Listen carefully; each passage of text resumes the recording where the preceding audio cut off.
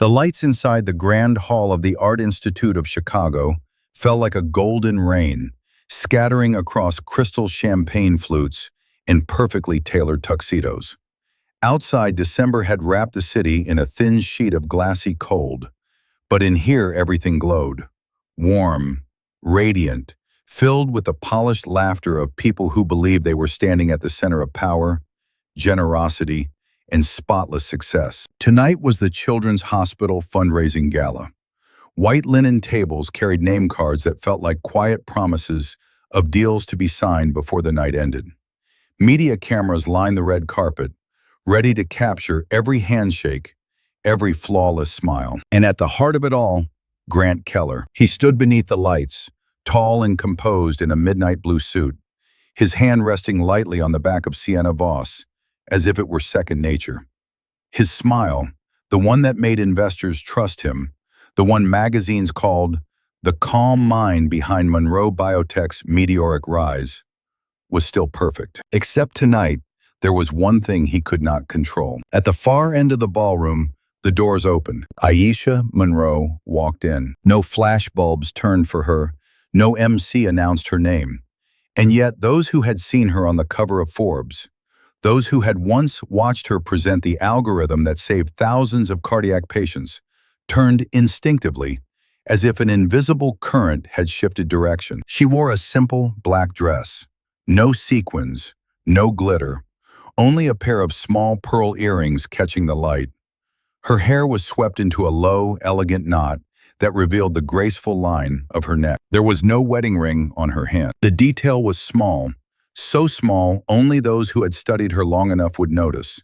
But it fell into the room like a low note in a bright piece of music. Grant saw her.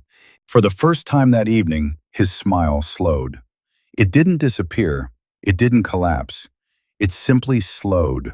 Like a clock someone had placed a hand over. Aisha did not look at it. She walked straight toward the stage, where the host was speaking about record-breaking donations and the children who would be saved because of the generosity in that room. And tonight, we are honored to have, excuse me, her voice wasn't loud. It wasn't sharp. But the microphone caught it, and the entire room dropped into a deeper layer of silence. She stood there beneath the lights, as if she had never left this position. "Just 1 minute," she said, offering the host a polite smile, the kind no one could refuse. At a table near the stage, Sienna set down her glass. Her red, polished fingers tightened around the stem. Grant did not move. Behind Aisha, the massive LED screen was still playing a video of children laughing in hospital rooms. She turned to the technician and nodded. "Play the next file, please." 1 beat. 2. Then the screen changed. No more soft images. An email thread appeared. Subject line, timestamp, metadata, sender, Grant Keller, recipient, Sienna Voss. The message was short, cold, precise as a legal document. "Once she signs, we move fast." Someone in the room inhaled. Grant took a step forward. "Aisha."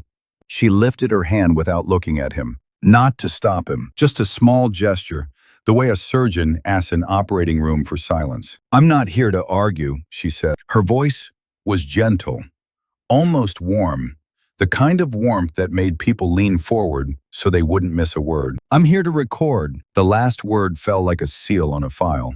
Another document appeared on the screen. An agreement, her signature, or something that looked like it. Below it, acting CEO, Grant Keller. A chair scraped somewhere. One of the investors stood. The corporate attorney, the same man who had been laughing with Grant 10 minutes earlier, was flipping through the printed documents that had just been distributed to every table. Sienna stepped back, as if a few feet of distance could erase history. Grant looked around the room. For the first time in his life, he was not the one controlling the narrative. "Aisha," he said, his voice lower now, softer. That same voice that once made her believe everything would be fine. "We can talk about this privately." This time she looked at him. There were no tears in her eyes, no visible anger, only a stillness so complete it was almost frightening, like the surface of a lake just before the ice cracks. "We've been talking in private for 3 years, she said. "Now we talk with witnesses." In some corner of the room, Someone lifted a phone and began recording. Another person whispered. A few exchanged glances, the kind of glance people share when they realize they are watching something that will be on every news outlet by morning. And if you're listening to this now and you felt your heart pick up its pace, as if you were standing in that ballroom too, then you already understand why some truths have to be told in the light. And if you want to walk with us all the way to the end of Aisha's story, leave a small trace of your presence, a like, a comment, so this record doesn't live only on a screen, but in the memory of everyone who has ever been told that silence was the safer choice. On stage, Aisha stepped slightly aside, letting the screen speak for her. Grant was no longer standing under the spotlight. He was standing inside 1,000 stares, inside the evidence, inside a story that, for the first time in his life, he had not written. And in that moment, everyone in the room understood. This was not the beginning of a scandal. This was the end of an illusion. The lights were still golden. The wine still shimmered. The jazz band still played as if nothing had happened. But for Aisha Monroe, the woman standing on that stage with a bare hand where a ring used to be, this was not a gala. This was the first official record of the truth. And a few hours earlier, before the Chicago sun had risen, she had still been a wife who believed her marriage was built on trust. The story began that morning. That morning had begun in the kind of quiet that only exists in expensive homes. A silence softened by architecture, curated by intention, and paid for in years of ambition. Sunlight slipped through the floor-to-ceiling windows of the Gold Coast condo, laying pale ribbons of gold across the marble kitchen island. The city below was still stretching awake, Lake Michigan a sheet of muted silver in the distance, the traffic along Lakeshore Drive moving like a distant, orderly pulse. Aisha Monroe stood barefoot on the warm stone floor, one hand wrapped around a ceramic mug that still held the heat of her first coffee. She had always loved this hour, the hour before the world began asking for things, before decisions and negotiations and headlines. It was the only time the life she had built felt entirely her own. 8 years ago, she had arrived in Chicago with 2 suitcases, a fellowship, and a determination so sharp it had frightened even her. She had worked in labs that smelled of antiseptic and sleeplessness, coded through nights that dissolved into mornings, pitched ideas to rooms where she had been the only Black woman, and often the youngest, and learned to keep her voice steady even when her hands trembled beneath the table. Now her company's name was etched into glass doors in 3 cities. Now investors waited for her schedule. Now the algorithm she had once written alone in a borrowed workspace was used in hospitals across the country to detect cardiac events before they became fatal. And still, in the quiet of that kitchen, she was simply Aisha, a woman watching espresso drip into a cup, her hair loosely gathered at the nape of her neck, her mind already organizing the day ahead. Behind her, she heard the soft, familiar rhythm of Grant's footsteps. He always walked like that, controlled, unhurried, as if even movement should be efficient. "Up before the sun again," he said, his voice still rough with sleep, carrying that warmth that had once made her believe she had found not just a partner, but a refuge. She turned, smiling. Grant Keller looked exactly the way magazines liked to photograph him. Tall, composed even in a simple white shirt, the sleeves rolled just enough to suggest effort without showing strain. His hair fell in that deliberate imperfection that had become part of his public persona. The brilliant CFO who preferred substance over spectacle. He crossed the room and kissed her temple. The gesture automatic, practiced in the way that long intimacy creates its own choreography. "You have the board call at 9, he said, reaching for his own cup. "I reviewed the numbers last night. If they push on valuation, we pivot to the long-term licensing model." She watched him as he spoke, the ease with which he moved through her world, her language, her strategies. And for a moment she felt again that quiet gratitude that had defined the first years of their marriage. He understood, or at least he had always seemed to. In an industry where partners often resented ambition, where success in a woman was too often translated into absence, Grant had been different. He attended her presentations. He learned the names of her team.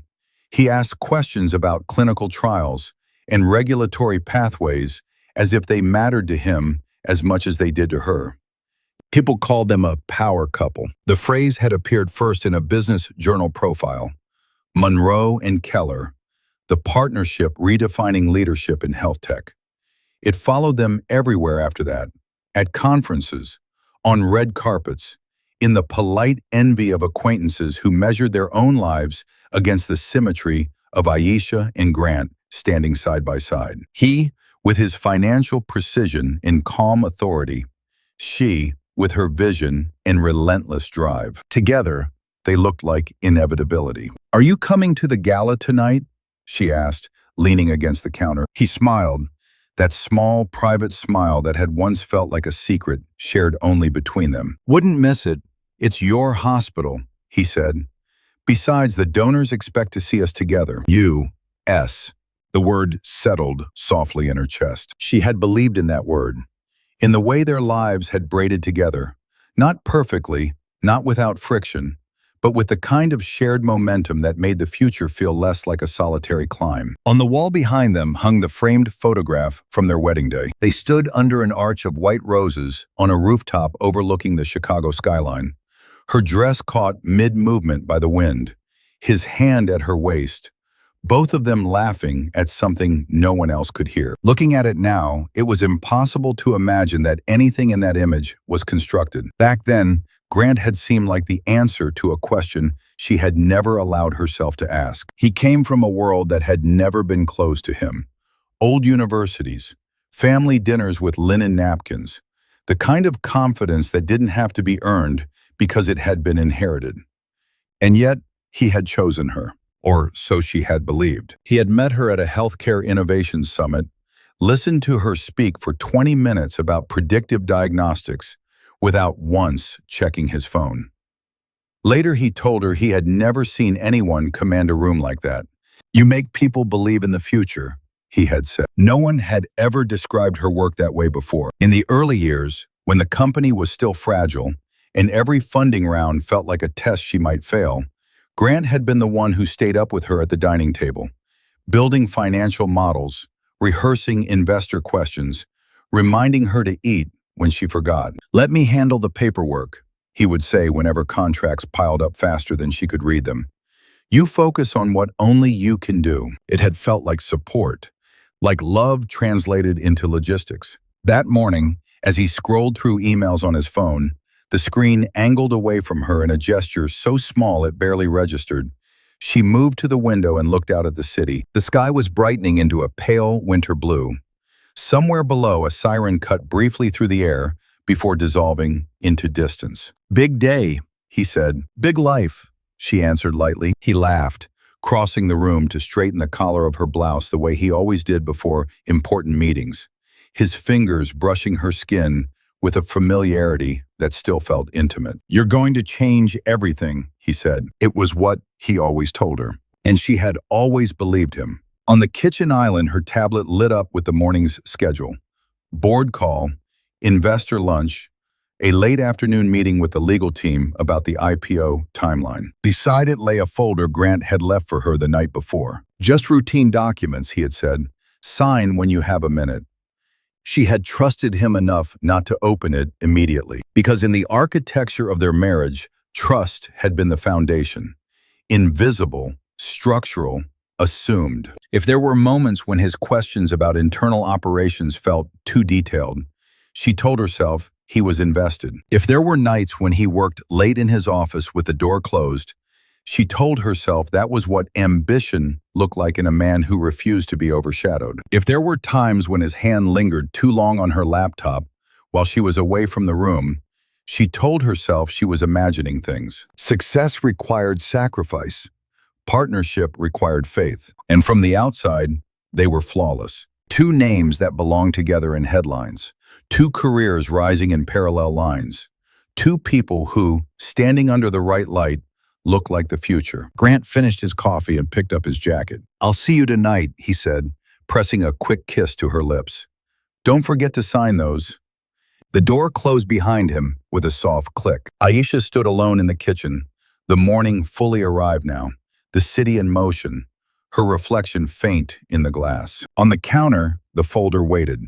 The illusion, beautiful, symmetrical, and absolute, held for a few minutes longer, suspended in that golden light before the first fracture began to form. There are betrayals that arrive like storms, loud, violent, impossible to ignore. And then there are the other kind.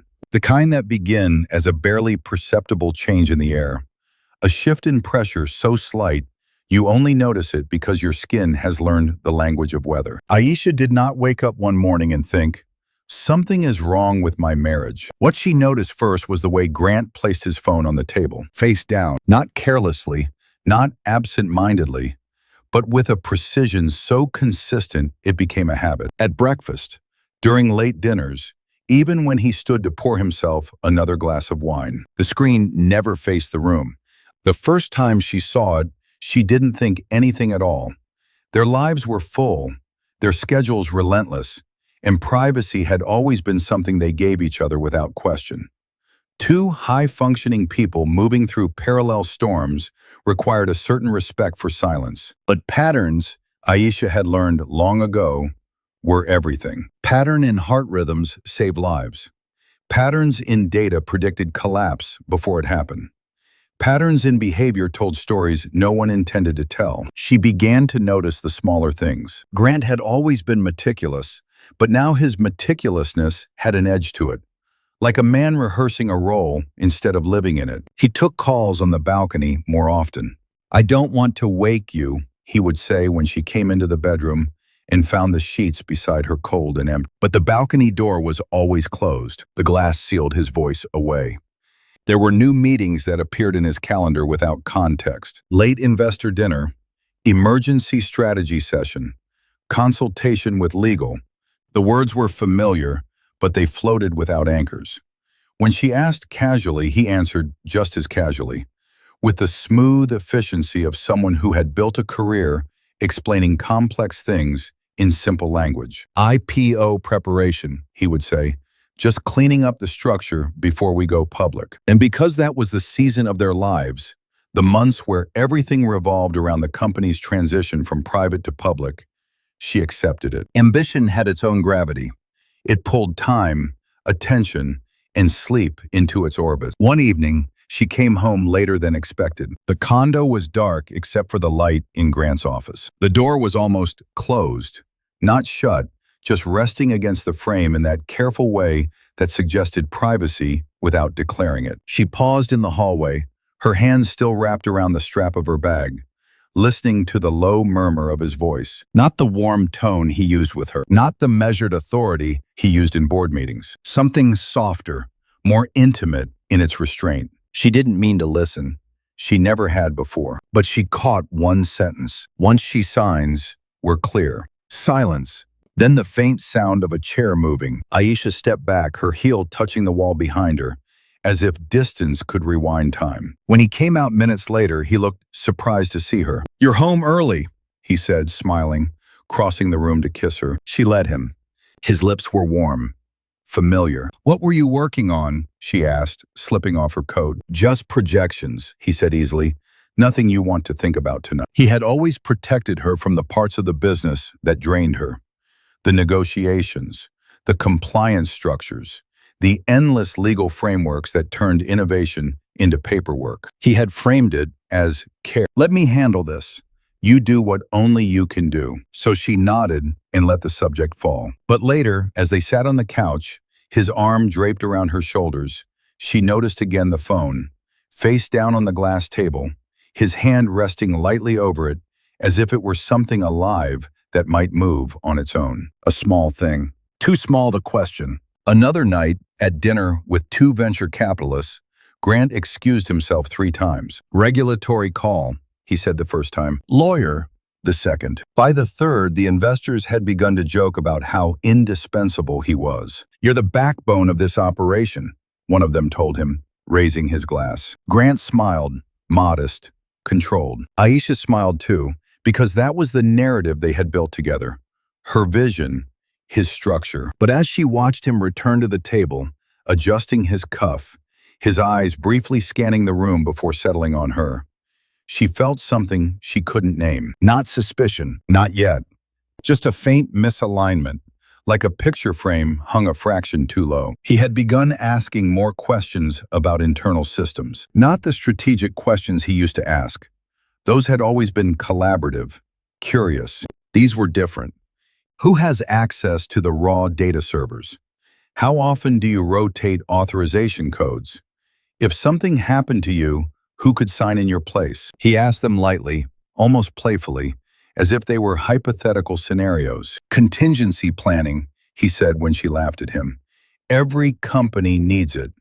And she, who had built her career on anticipating worst-case outcomes, agreed. Of course he was right. Of course this was what responsible leadership looked like. She did not notice when he began to stay behind after she left for morning runs. She did not question why he had started offering to review documents before she saw them. She did not think twice when he placed a folder in front of her and said, "Just routine. Sign when you have time." Trust, once established, becomes invisible. Like air. You only think about it when it's gone. One Sunday afternoon, they attended a rooftop birthday party for one of her senior researchers. Music drifted through the warm air. Someone opened a bottle of champagne. The skyline glowed in the distance. Grant stood beside her, one hand resting at the small of her back, introducing her to a potential partner with the same practiced pride he always used. "My wife," he said, the real genius in the room. She turned her head slightly, studying his profile as he spoke. The ease, the charm, the way people leaned toward him. He looked exactly the same. And yet, something had shifted. Not in what he said, but in the way his eyes moved, always aware of his phone, always calculating the distance between where it lay and where he stood. Later, when she went to the bar to refill her glass, she saw it. His phone on the table, face down. A notification lit the screen for a fraction of a second before fading, just long enough for her to see a name she didn't recognize. S. Voss. When she returned, he had already turned it over again. "Everything okay?" he asked. "Of course," she said. And for the first time in their marriage, the word felt like a translation instead of a truth. That night, lying beside him in the dark, listening to the steady rhythm of his breathing, Aisha stared at the ceiling and tried to map the feeling. There was no proof, no confrontation, no moment she could point to and say, "This is where it broke." Only small shifts, a door closed more often than before, a question asked with too much precision, a phone that never faced the light. If someone had asked her then whether she trusted her husband, she would have said yes without hesitation. Because love for her had never been a dramatic declaration. It had been a structure. And structures do not collapse in a single moment. They fracture along stress lines, invisible, patient, waiting for the weight to become too much. In the morning, she would wake, dress, and step into another day of meetings and decisions, carrying the faint, unarticulated awareness that something in her carefully built life had begun, quietly, to move. Not enough to see, not enough to name, but enough that once noticed, it could never again be entirely ignored. The first real fracture did not arrive with a sound. It appeared in the quietest place in Aisha's life, inside a calendar. Her days were built on structure, color-coded blocks of time, layered with precision, the way an architect designs a building that must carry more weight than it appears to. Every meeting had a purpose. Every call had a context. Every name on her schedule belonged to a network she had spent years building. Investors, clinicians, regulatory advisors, engineers who spoke in data and urgency. So when she saw the name, she noticed it immediately. S. Voss, legal, external. The entry sat between a strategy session and a compliance review, occupying 45 minutes in the middle of her afternoon. She stared at it for a moment, waiting for recognition to surface. Nothing did.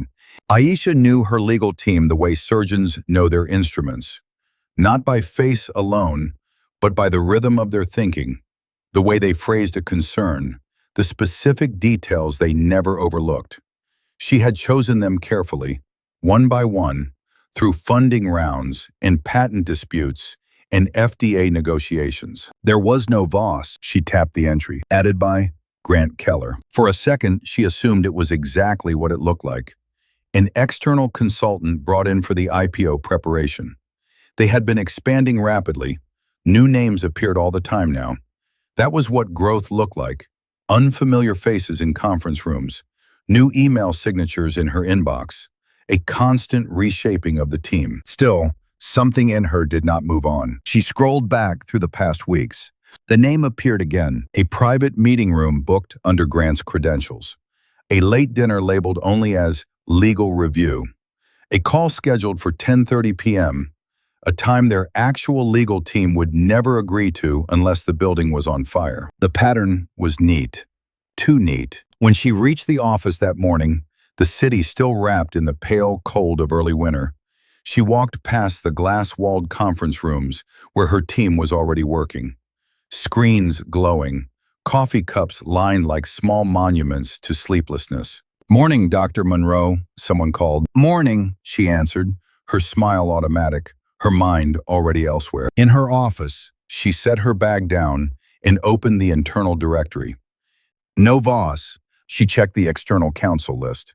Still no Voss. Her fingers hovered over the keyboard for a moment, then closed the window. Because there were reasonable explanations. There were always reasonable explanations. At noon, she and Grant met for lunch in the small private dining room their company kept for high-level discussions. It had become their ritual. 1 hour carved out of the day where business and marriage blurred into something that felt like partnership. He was already there when she arrived. Jacket draped over the back of the chair, sleeves rolled, a tablet open in front of him. "You look like you're about to win a war," he said, standing to pull out her chair. "Just a board call," she replied lightly, sitting across from him. They ordered without looking at the menu. He began speaking immediately. Projections, investor sentiment, the timeline for the public announcement. Numbers flowed from him in clean, confident lines.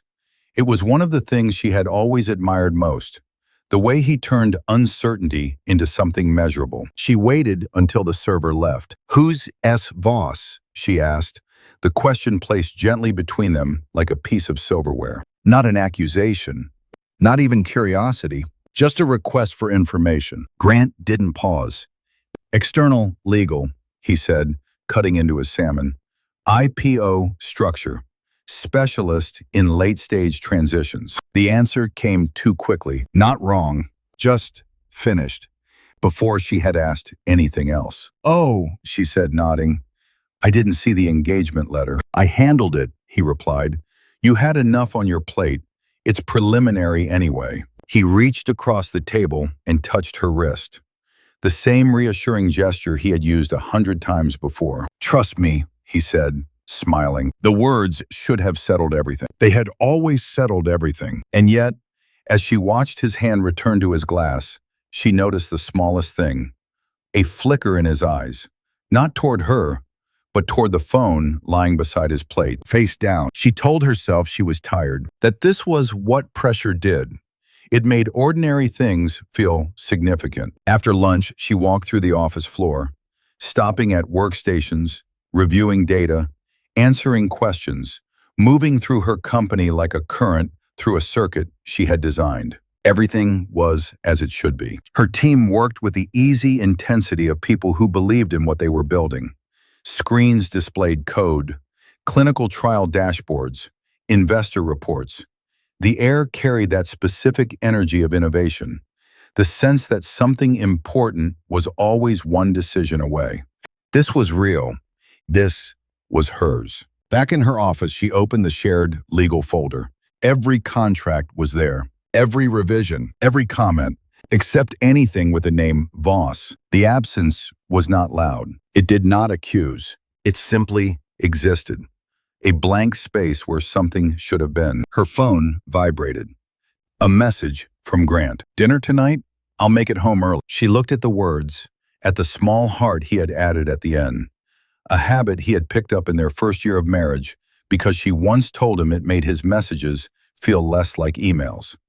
She typed back, "I'd like that," because she did. Because whatever this feeling was, it could not possibly be what it was beginning to resemble. That evening, they cooked together in the soft light of the kitchen, moving around each other with the ease of long familiarity. He chopped vegetables while she stirred a sauce, their conversation drifting between work and small, ordinary things. A documentary they wanted to watch, a message from her mother, the new cafe opening down the street. At one point, he stepped away to take a call. "I'll be quick," he said. He went into the bedroom and closed the door. Not almost closed. Aisha stood at the stove, the wooden spoon in her hand, the scent of garlic and basil rising in the air, and felt the first clear sensation of distance. Not physical, structural, as if a wall had been built overnight in a house she thought she knew by heart. When he came back, he wrapped his arms around her from behind, resting his chin on her shoulder. "Sorry," he murmured. "Lawyers." She nodded, leaning back into him. But her eyes moved, almost of their own accord, to the counter. His phone lay there, face down. Later, after he fell asleep, she remained awake beside him, watching the shadows of passing cars move across the ceiling. In her mind, the name appeared again. S. Voss. A name she had never seen. A name that now existed in the center of her carefully ordered world, like a single drop of ink in clear water. Not yet dark enough to stain everything, but already impossible to remove. It was not proof. It was not even suspicion. It was simply the first thing that did not belong. And once something does not belong, it changes the way you see everything that does. Some discoveries arrive because we search for them. Others wait, patient, silent, until the exact moment our lives are quiet enough to hear them breathe. That night had not been meant for revelation. It was an ordinary Thursday, wrapped in the soft exhaustion that follows a successful day. The board call had gone well. Investors were satisfied. The timeline for the IPO had been pushed forward by 2 weeks, a victory significant enough for Grant to suggest opening the bottle of champagne they had been saving. They drank it on the balcony, the cold Chicago air turning their laughter into small clouds that disappeared almost as soon as they formed. "You're unstoppable," he told her, clinking his glass gently against hers. The word had once filled her with warmth. Now it hovered between them, beautiful and faintly hollow, like a compliment repeated too often. Later, they moved inside, the city glowing beyond the windows, their reflections layered over the skyline. They watched half of a movie neither of them would remember in the morning. Grant fell asleep first, as he always did, one arm draped across her waist, his breathing deep and even. Aisha lay awake for a while, listening to that familiar rhythm. There had been a time when that sound meant safety. Now it meant something else. Not danger. Not yet. Just the awareness that the structure she had trusted without question had begun to shift in ways she could not map. Around midnight, she slipped out of bed. Sleep had become a fragile thing in recent weeks, easily broken, reluctant to return. She moved quietly through the dark apartment, the floor cool beneath her bare feet, the only light the faint glow from the kitchen. She poured herself a glass of water and stood by the counter, looking out at the city. From this height, Chicago looked peaceful, the traffic reduced to slow-moving constellations, the lake a black expanse without edges. Up here, everything appeared orderly. Down here, her thoughts were not. She told herself she would not think about the name again. S. Voss. She told herself she would not replay the closed doors, the face-down phone, the too perfect explanation. She told herself she trusted her husband, because trust was not a switch that could be turned off simply because a doubt had entered the room. She turned to go back to bed. And that was when she saw it. The drawer in the hallway console, the one they used for mail, spare chargers, things that had no permanent place, was slightly open. Not enough to be noticeable in daylight, just enough that the thin line of darkness inside caught her eye. She might have walked past it. On any other night, she would have. But something in her had learned to read small misalignments. She pulled it open. Inside were the usual things: envelopes, a set of keys they no longer used, a tangle of cables. And beneath them, partially hidden under a stack of unopened magazines, was a phone. Not his, not hers. A phone she had never seen before. It was smaller than the one Grant used every day.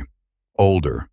No case. For a moment, she simply looked at it, her hand resting on the edge of the drawer, as if she had opened a compartment in her own body and found an unfamiliar organ. There were reasonable explanations: a company device, a temporary number for a project, a replacement he hadn't mentioned.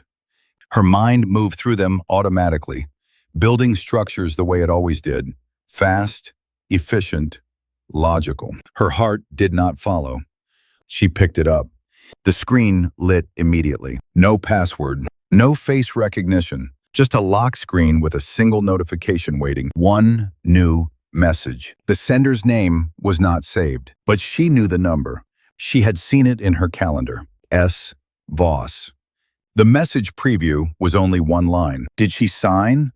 Her thumb hovered over the screen. There was still time to put it back, to close the drawer, to return to the bed and the steady rhythm of Grant's breathing, and the version of her life that had existed until this moment. Because opening that message would change everything. Not dramatically, not in a way that anyone else would see, but in the one place that mattered, the place where belief lives. She told herself she was not the kind of woman who went through someone else's phone. She told herself that love required dignity. She told herself that if there was an explanation, she would hear it in the morning, in daylight, with coffee between them, in the language they had always used to solve problems. Her thumb moved anyway. The message opened. Above it, a thread.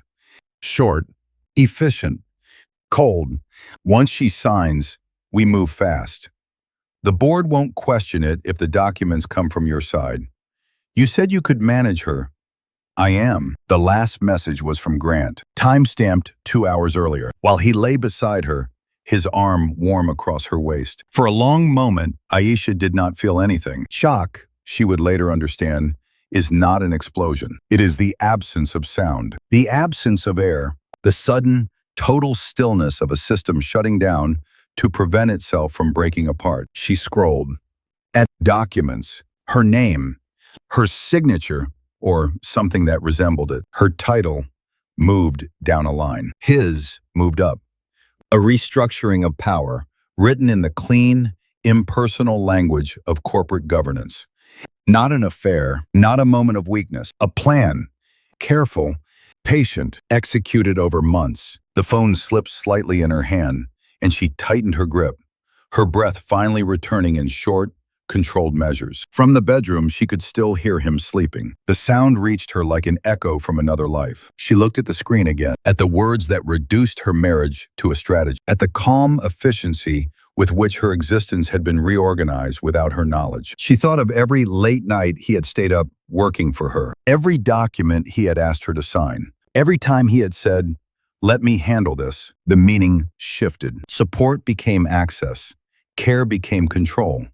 Love became leverage. In the reflection on the darkened screen, she saw her own face. Not broken, not crying, just very, very still. In medical school, she had once learned that the human body, under extreme stress, conserves energy by shutting down non-essential functions. Emotion is non-essential. Clarity is not.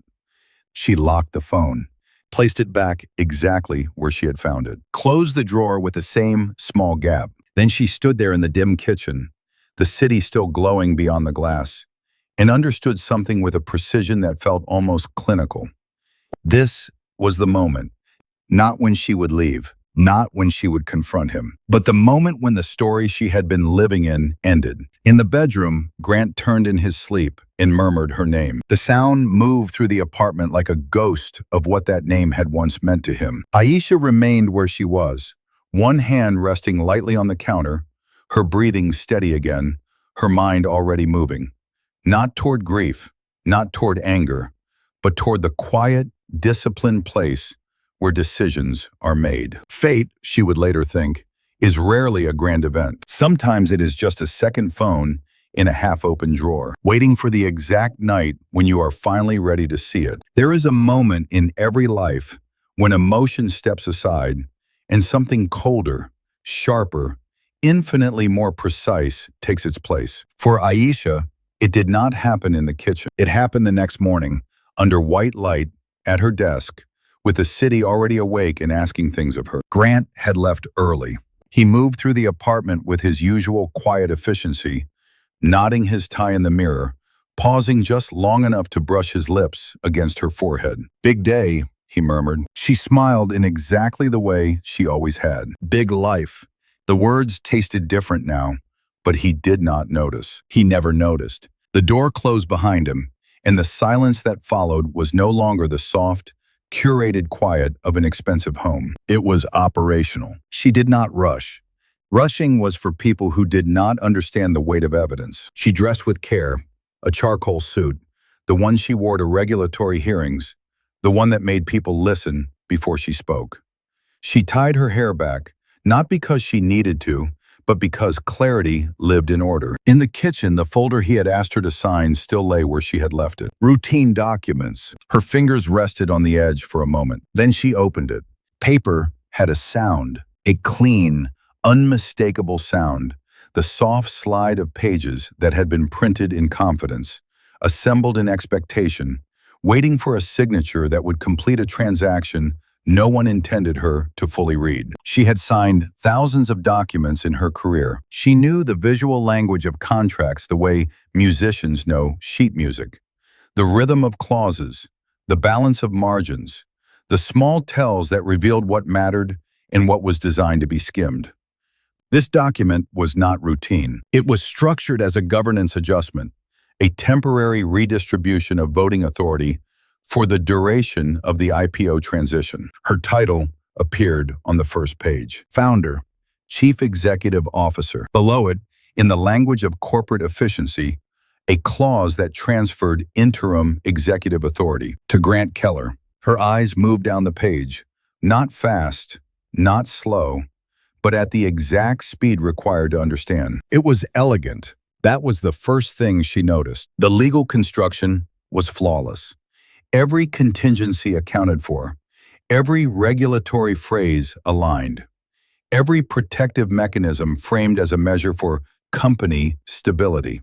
Anyone reading quickly would see support. Anyone reading carefully would see replacement. She turned the page, and there it was. Her name, her signature, not blank, not waiting, already there. Aisha Monroe. For a moment, the room seemed to tilt. Not violently, but with the subtle disorientation of a structure whose foundation had shifted by a fraction of an inch. She had written her signature the same way since she was 22.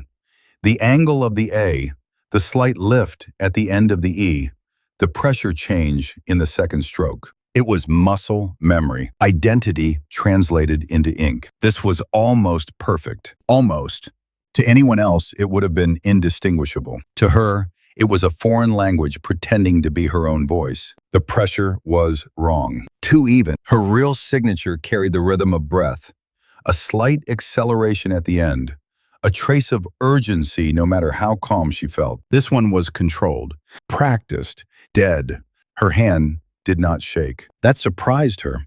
In movies, this was the moment when paper fell to the floor, when breath broke into pieces, when the body reacted before the mind could form words. But Aisha had spent her life in operating rooms of a different kind. Boardrooms where companies collapsed with a single vote. Clinical trials where one line of data could erase years of work. You learned in those rooms that the first rule of survival was stillness. She sat down, not because her legs were weak, because this was work. She reached for her laptop and opened the secure archive. Every document she had ever signed stored an encrypted sequence, time-stamped, authenticated. Her real signature appeared on the screen, alive, imperfect, human. She placed the paper beside the display, compared, not emotionally, structurally. There was no doubt, not the kind that could be argued in a conversation, the kind that would hold in court, the kind that would dismantle a life. She turned the page again. Another document, another signature, her name repeated in ink she had never touched. A chain of authority, a silent transfer of power executed through the most intimate form of theft, identity. He had not just planned to take her company, he had planned to erase her from it. The realization did not arrive as pain. Pain was too simple. This was something else. A clarity so complete it felt like stepping into cold air after years in a sealed room. Every late night he had reviewed documents for her. Every time he had said, "You don't need to worry about this," every folder placed casually on the kitchen counter, not support, access. He had studied her handwriting, watched her sign, learned the exact curve of her name. Love had been his training ground. For a long time, she sat there, the morning light moving slowly across the desk, the city continuing its indifferent motion beyond the glass. She thought of the woman she had been when she met him, brilliant, exhausted, carrying the weight of her ambition alone. She thought of the relief she had felt when he offered to share that weight. The way she had believed partnership meant trust. Trust meant access. Access meant control. He had not broken into her life. A sound escaped her then. Not a sob, not a gasp, a single breath, deeper than the others. Grief did not come. Grief, this was not loss. This was revelation. She reached for her phone and took a photograph of the document, then another, evidence, not memory. On the desk, her tablet lit up with the morning's first message. "Grant, don't forget to sign those. We need them today." The words appeared exactly as they always had. Efficient, supportive, neutral. She looked at them for a long time. Then she set the phone down without answering. Because this was no longer a conversation between husband and wife. This was a transaction between two people standing on opposite sides of a line only one of them knew existed. She closed the folder, placed it back exactly where it had been. The illusion, from the outside, remained intact. Inside her, something had shifted into a new configuration, one that had nothing to do with love and everything to do with authorship. He had forged her name, but the life that name represented, the years of work, the nights of doubt, the brilliance carved out of resistance, could not be transferred by ink. She stood and walked to the window. Below her, the city moved with its usual certainty.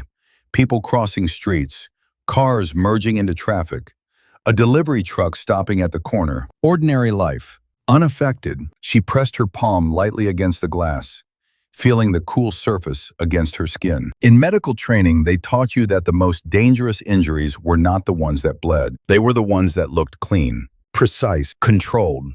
This was that kind of injury. And like any surgeon facing a complex operation, she understood that the first step was not emotion. It was strategy. Behind her, on the desk, lay the document that had been meant to end her. In front of her stretched a city she had conquered once before with nothing but talent and refusal. Her name, the real one, the living one, still belonged to her. And for the first time since she had opened the drawer the night before, something close to a smile touched her mouth. Not because she was unhurt, but because she now knew exactly what had been done. And knowledge, in the right hands, was power. By the time the truth acquires a face, it has already changed shape. Until then, it is abstract, a name in a calendar, a message on a second phone, a signature that does not belong to your hand.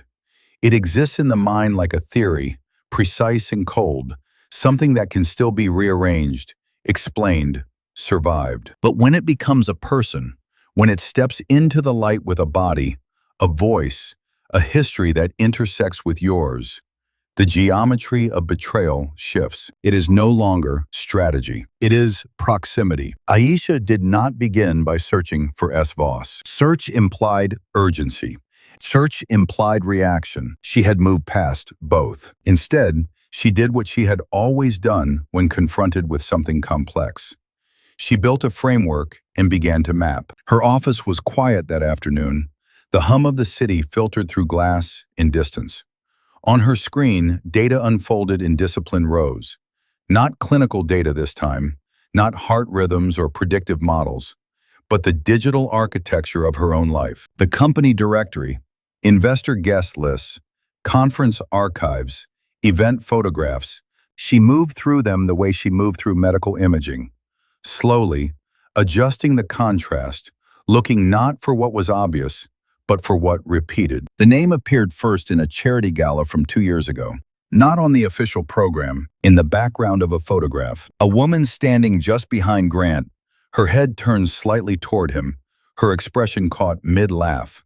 Not the broad, performative laughter of public events, but something smaller, more private. Blonde, sharp-featured, dressed in a way that suggested she understood exactly how rooms like that functioned. Aisha zoomed in. Her pulse did not change. She had learned long ago that recognition did not require emotion. The next appearance was at a product launch. Again in the periphery, speaking to someone from a PR firm Aisha had once considered hiring. Sienna Voss, Strategic Communications, not legal. The realization settled into place with the quiet precision of a final piece in a structure she had been assembling since the night before. Not an external consultant, not distant, present, always. Aisha leaned back in her chair and let the memory surface. It did not arrive as a single scene, but as a sequence of small, previously insignificant moments. A polite introduction. Grant's mentioned your work. It's extraordinary. The first time they met had been at a healthcare innovation summit, the same event where Aisha and Grant had once told their origin story to a journalist who called them inevitable. Sienna had stood there in a tailored ivory suit, her smile calibrated to warmth without familiarity. I work with founders on public narratives, she had said. Your company is going to need someone like me soon. Aisha had thanked her, taken the card, and passed it to her communications team the next day. Routine, professional, forgettable, or so she had believed. Another memory, a holiday party, Grant returning from the bar with 2 drinks instead of 1. Oh, you've met Sienna, right? He had said.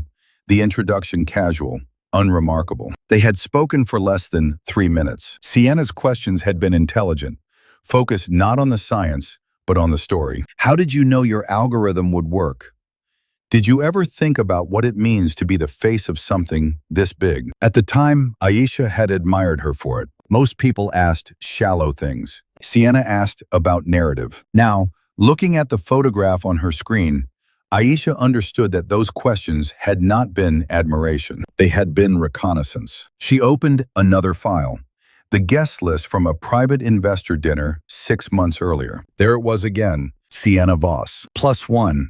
Under Grant's name, not as a partner, not as an official guest. In addition, Aisha closed her eyes briefly, not in pain, but in the quiet acknowledgement of a pattern that had become undeniable. This was not an intrusion into her life. This was an integration. Careful, gradual, strategic. Sienna had not appeared as a stranger. She had appeared as context, a professional contact. A useful connection, someone who belonged in the same rooms, which meant Aisha had never seen her as a threat. Why would she? Her world was not built on suspicion. It was built on collaboration, on networks, on the assumption that everyone in those spaces had earned their place through work, through vision, through something real. She opened Sienna's professional profile. The trajectory was impressive. High-profile campaigns, startup exits, reputation management for companies in crisis, a specialist in transition, in narrative control, in the exact phase Monroe Biotech was entering. Of course, Grant had not invented the plan alone. He had partnered with someone who understood that power was not only about ownership, it was about perception, about who the world believed the story belonged to. Aisha scrolled through the public photographs. There was one taken at a panel discussion, Sienna in the front row, her gaze lifted toward the stage where Aisha stood, mid-presentation. The camera had caught her expression in a moment of stillness, not admiration, assessment, as if she were studying a structure she intended to inhabit. For the first time since the night before, something moved in Aisha that was not purely analytical. Not jealousy. That emotion did not fit. Jealousy required a competition for affection. This was not that. This was the recognition of being observed without knowing it, of having her life, her work, her marriage, her identity treated as a system to be entered, understood, and eventually redirected. She remembered now the way Sienna had once touched Grant's arm lightly during a conversation, the gesture so brief it had registered as nothing. She remembered the late meetings labeled communications strategy, that Grant had said she didn't need to attend. She remembered the ease with which he had moved between the language of finance and the language of story, a fluency he had not possessed before. He had been learning from her, from both of them. Aisha stood and walked to the window. Below her, the city moved with its usual confidence, unaware of the shift that had just taken place in the private architecture of one woman's life. The third person was no longer an abstraction. She had a name, a history, a series of intersections that, in retrospect, formed a line too deliberate to be coincidence. And with that came the final clarity. Sienna Voss had never been outside the story. She had been written into it from the beginning, not as an interruption, as a collaborator. Aisha rested her hand against the glass, the cold surface grounding her in the present. Somewhere, in another part of the city, Grant was moving through his day with the same calm efficiency, believing the structure still held, believing the illusion remained intact, believing that the two women in this narrative existed in separate worlds, one public, one strategic. He did not understand yet that Aisha had always been the architect, that once she saw the full blueprint, she would not destroy it in anger. She would redesign it. Behind her, on the desk, the screen still displayed the photograph of Sienna Voss, smiling, composed, positioned just close enough to matter and just far enough to be overlooked. Not a stranger, never a stranger. And that was the detail that transformed betrayal into something else entirely. Not a moment of weakness, not an accident, a plan built over time, which meant it could be dismantled. With time, there are departures that shatter glass, that leave doors trembling in their frames, that echo down hallways long after the footsteps have gone. And then there are the other kind, the ones so quiet they rewrite history without anyone noticing the exact moment the past ended. Aisha did not leave that day. She returned home at the usual hour, the same as always, her movements aligned with the life she had lived for years. The elevator ride up to the 32nd floor, the familiar chime as the doors opened, the long hallway that carried the scent of polished wood and expensive restraint. Everything looked the same. The art on the walls she had chosen because it reminded her of motion. The low lamp in the corner that Grant always turned on before she arrived. The glass bowl on the console where they dropped their keys like a ritual of belonging. The second phone remained in the drawer, exactly as she had left it. The folder still waited on the kitchen counter. It would have been possible, terrifyingly possible, to pretend nothing had changed. Grant arrived 20 minutes later. He walked in with the same ease, loosening his tie, leaning down to kiss her cheek, as if the world had not already split into two separate timelines. "How was your day?" he asked. "Productive," she answered. It was not a lie. Clarity is a form of productivity. They ate dinner at the counter. He spoke about a meeting with investors, about market volatility, about a journalist who wanted to schedule an interview for both of them. "We should present a united front," he said, pouring wine into her glass. United. The word moved through her like a distant sound. She watched him as he spoke, the confidence, the calm, the small gestures she had once read as intimacy. Now she read them as performance, not because they were false, because she finally understood they had always been intentional. When he reached for her hand, she let him, not out of habit, out of study. His grip was warm, steady. A man who believed he was in control of his future. A man who believed she would sign the documents in the morning. Later, when they went to bed, he fell asleep quickly, his breathing settling into that familiar rhythm that had once been the sound of safety. Aisha lay beside him, her eyes open in the darkness, watching the faint glow of the city move across the ceiling. This was the last night.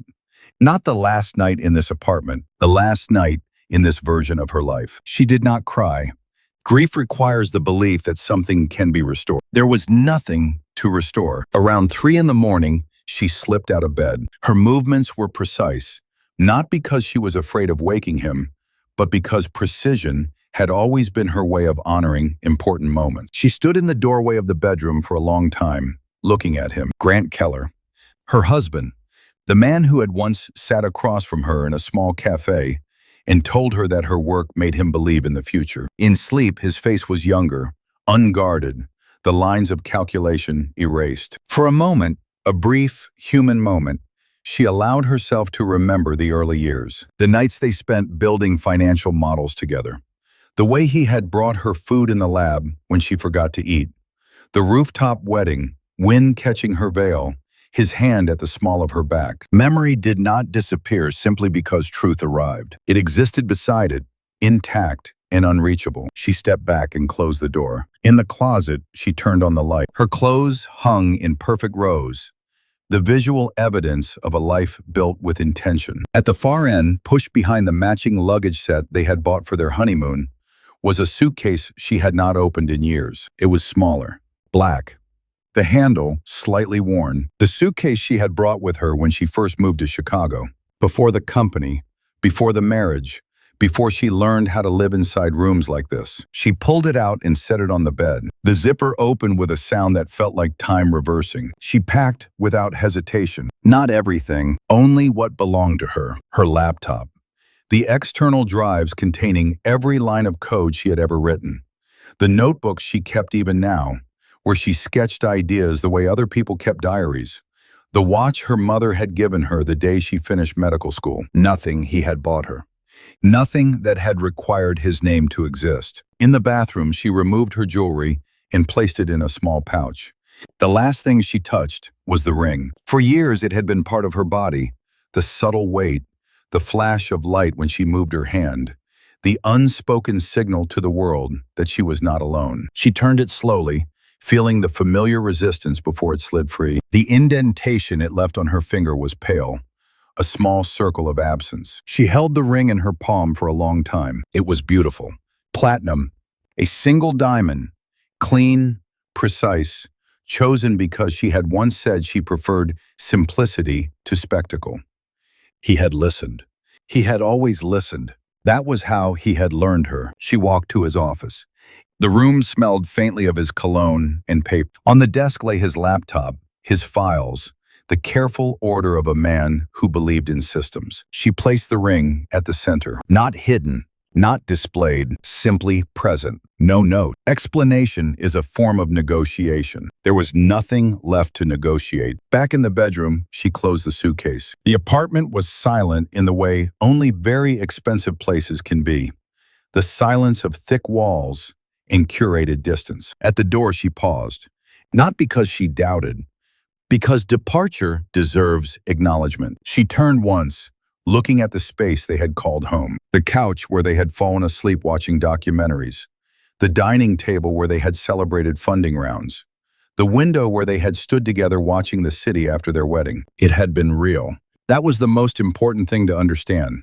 The love she had felt had not been an illusion. Only the foundation had been. She opened the door and stepped into the hallway. It was empty. The elevator arrived immediately, as if the building itself understood the significance of timing. Inside, her reflection stared back at her, composed, controlled, carrying a suitcase that belonged to a younger version of herself. When the doors closed, she felt it. Not sadness, not fear, lightness. The absence of something she had not realized she had been carrying. In the lobby, the night guard nodded. "Leaving early, Dr. Monroe?" "Yes," she said. Outside, the cold air met her like a promise. She placed the suitcase in the trunk of her car and stood for a moment, looking up at the building. 32 floors. A life contained in glass and steel. Up there, a man slept, believing the morning would arrive as it always had, with coffee, with routine, with a folder waiting for a signature. He did not yet understand that the architecture of his plan required her presence. And she was already gone. Aisha slid into the driver's seat and started the engine. As she pulled away from the curb, the city opened before her. Streets empty, lights changing for no one. The long, dark ribbon of the road leading north. She did not look back. Because the most powerful exits are not the ones that announce themselves. They are the ones that leave the past intact, standing exactly as it was, until morning comes and the absence is finally seen. The road out of Chicago at that hour belonged to no one. Streetlights passed in measured intervals, each one briefly illuminating the inside of the car. The curve of Aisha's hands on the steering wheel, the stillness in her face, the black outline of the suitcase in the back seat, before releasing her again into the quiet anonymity of the dark. She did not turn on the radio. Silence had become her most reliable companion. Not the heavy silence of grief, but the clean, functional silence of a space where thinking was allowed to happen without interruption. Lake Michigan appeared and disappeared beside the highway like a vast, breathing presence, sometimes visible in the thin wash of moonlight, sometimes only a deeper darkness beyond the guardrail. She had driven this route before, conferences in Milwaukee, Hospital partnerships. Once, a weekend trip with Grant during the first year of their marriage, when everything still felt like a shared discovery. That memory surfaced without permission. The way he had insisted on taking the long way along the lake. The way they had stopped for coffee in a small place neither of them could find again. The way he had reached across the table and said, "We're building something that will last." She let the memory pass. It no longer had the authority to wound. Milwaukee appeared gradually, not as a skyline, but as a soft gathering of lights along the horizon. Smaller, quieter, a city that did not demand attention. Exactly what she needed. She had booked the hotel under her mother's maiden name, Dr. A. Carter. The reservation had taken less than 30 seconds. It was remarkable, she thought, how easily a life could be shifted into another identity with a few careful decisions. At the front desk, the clerk smiled without recognition. "Welcome, Dr. Carter." The words landed gently, like a coat placed over her shoulders. Not a disguise, a pause. The room was on the 12th floor, overlooking the river. Wide windows, neutral colors, the kind of carefully designed comfort that belonged to no one. She set the suitcase down and stood in the center of the space for a moment. This was the first place she had been in years that carried no shared memory. No photographs on the walls chosen together. No chair where Grant preferred to sit. No faint trace of his cologne in the air. The absence was not loneliness. It was clarity. She opened the suitcase and took out her laptop, placing it on the desk with the precision of a surgeon preparing an operating table. The external drives beside it, her notebooks, her phone. She did not sit immediately. Instead, she walked to the window. Below her, the river moved in slow, dark currents, reflecting the lights of the buildings in broken lines. Water had always calmed her. It moved forward without argument. It did not revisit what it had already passed. She pressed her forehead lightly against the glass, the cool surface grounding her in the present. For the first time since she left the apartment, her body registered the distance. Chicago was no longer a structure around her. It was a location behind her. Her phone vibrated. Grant. His name filled the screen, familiar and almost tender in its normalcy. She let it ring. Then another call. Then another. A message appeared. "Where are you?" A second. "We need to talk." A third. "This isn't funny, Aisha." The language shifted with each line. Confusion, irritation, the first edge of control slipping. She watched the words without opening the thread. Watched them the way she had watched the forged signature. As data, not emotion. After the fifth call, she turned the phone over and placed it face down on the desk. Not in imitation of him. In conclusion, she sat. Opened the laptop. The screen filled with the architecture of her life's work. Secure folders, encrypted archives, years of code and clinical models and strategic documents. Everything that was real.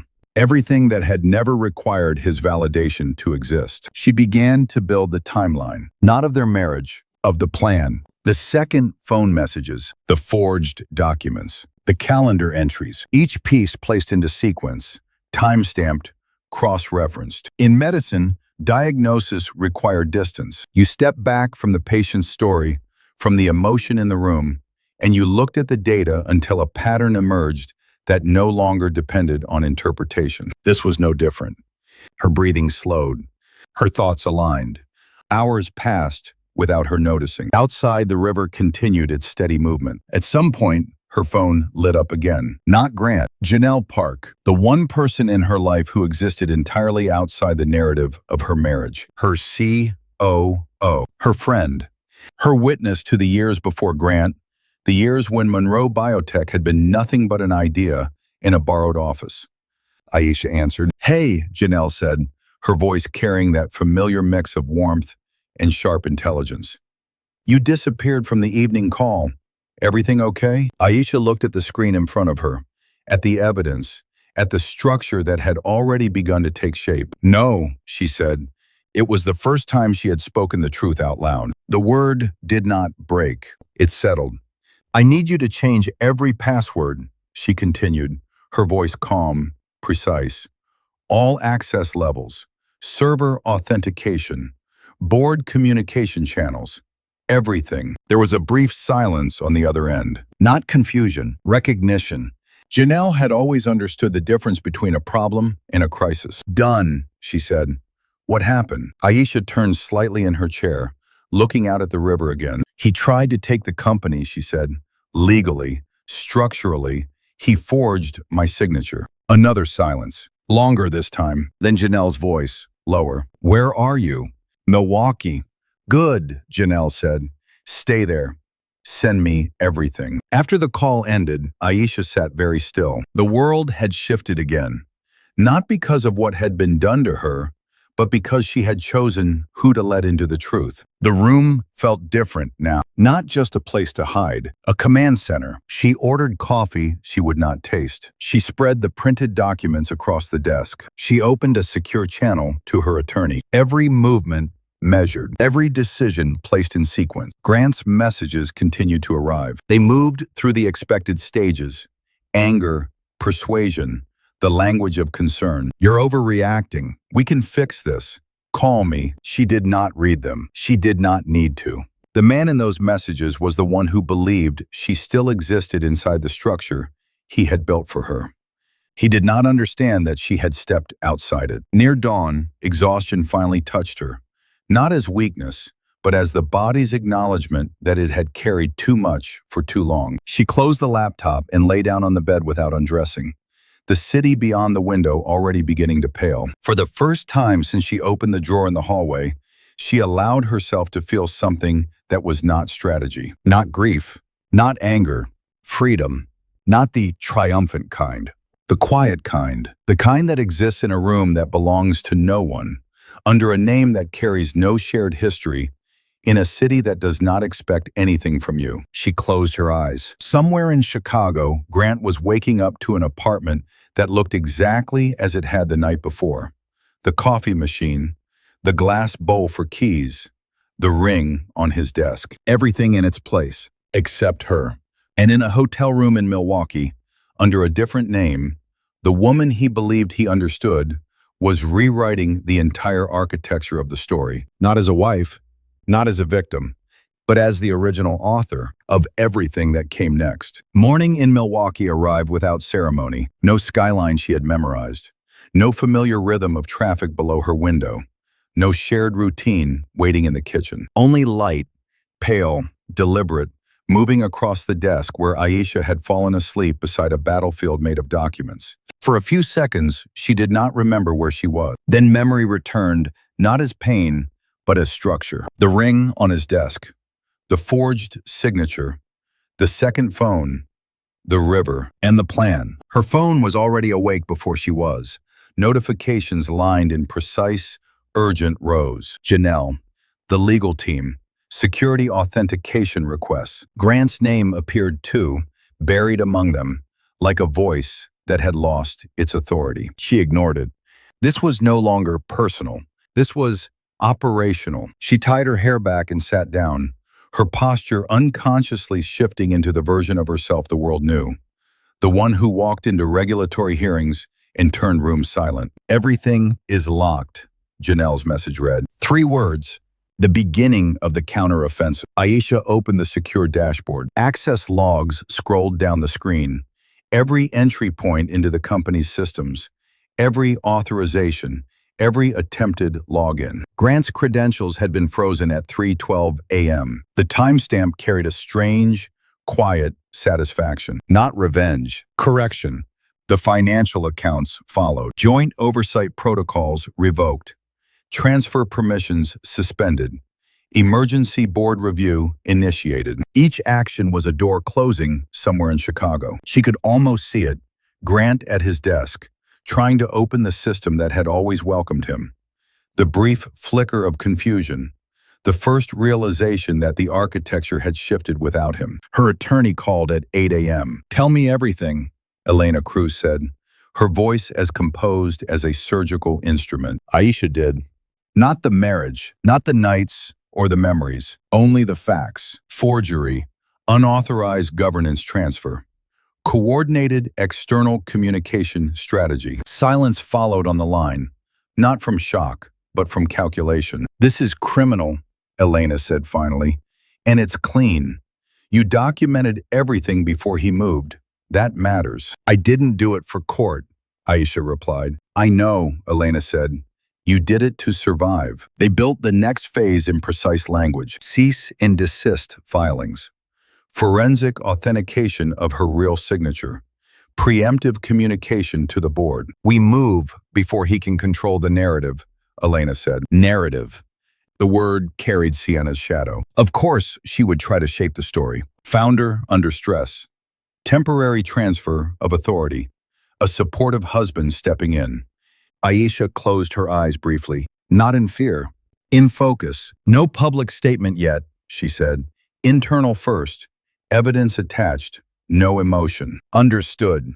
When the call ended, she looked at her reflection in the darkened laptop screen. She did not look like someone hiding in a hotel under a different name. She looked like the version of herself that had built Monroe Biotech from a borrowed lab and a grant no one believed in. The version of herself that had always existed before love softened her edges. The room had become colder, not in temperature, but in intention. Coffee arrived and went untouched. Her world had narrowed into a series of decisive actions. At 9:17 a.m., the board received the file. At 9:19 a.m., confirmation of delivery. At 9:26 a.m., the first reply. Marcus Halpern, board chair, call me immediately. She did not call.